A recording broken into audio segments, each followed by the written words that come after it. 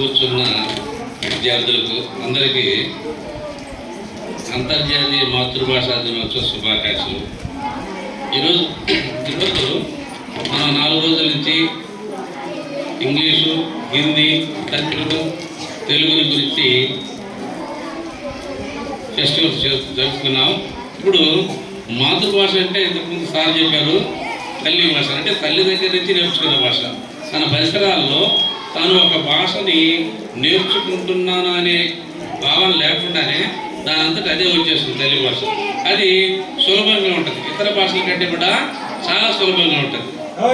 ఇంతకుముందు మనకు ఇంటర్మీడియట్ ముందు పియూసీ ఉండింది. అందులో మా మామ ఒక ఆయన పియూసీని అప్పుడు ఇంగ్లీష్ మీడియం ఉంది, ఇంగ్లీష్ మీడియంలో 6 సంవత్సరాలు చదివి 6 సంవత్సరాలు ఫెయిల్ అయిపోయారు. దాన్ని తెలుగు మీడియంలోకి తర్జుమా చేశారు. అప్పుడు తెలుగు అకాడమీ వాళ్ళు తెలుగులోకి రాశారు. అక్కడి నుంచి తెలుగు మీడియం వచ్చింది. తెలుగులో చదివిన తర్వాత మొదటి సంవత్సరం పాస్ అయిపోయాడు. అంటే 6 సంవత్సరాలు ఫెయిల్ అయిపోతే ఏమి అర్థం కాదు, చదువుకుంటూ వచ్చాడు. అంటే మాతృభాష అయితే బాగుంటుంది. అంటే ఇబ్బందులు కలిగినప్పుడు అంతా మాతృభాష మాట్లాడతారు. ఇప్పుడు మాతృభాష ఎట్లాంటిదంటే మంచినీళ్ళు లాంటిది.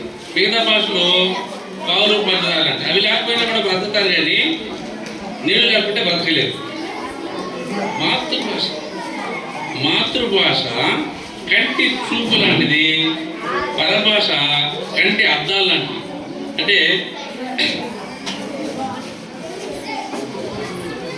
కంటి చూపు, కంటి అద్దాలు, కంటి చూపు ఉంటేనే పనికి వస్తాయి, కంటి చూపు లేకపోతే పనికిరాదు. అట్లనే మాతృభాష బాగా వచ్చిన వాళ్ళు మిగతా భాషలు కూడా బాగా నేర్చుకుంటారు. అందువల్ల ఎవరు వాళ్ళ మాతృభాషని బాగా అభ్యసించి తర్వాత మిగతా వాళ్ళకి పుడతారు.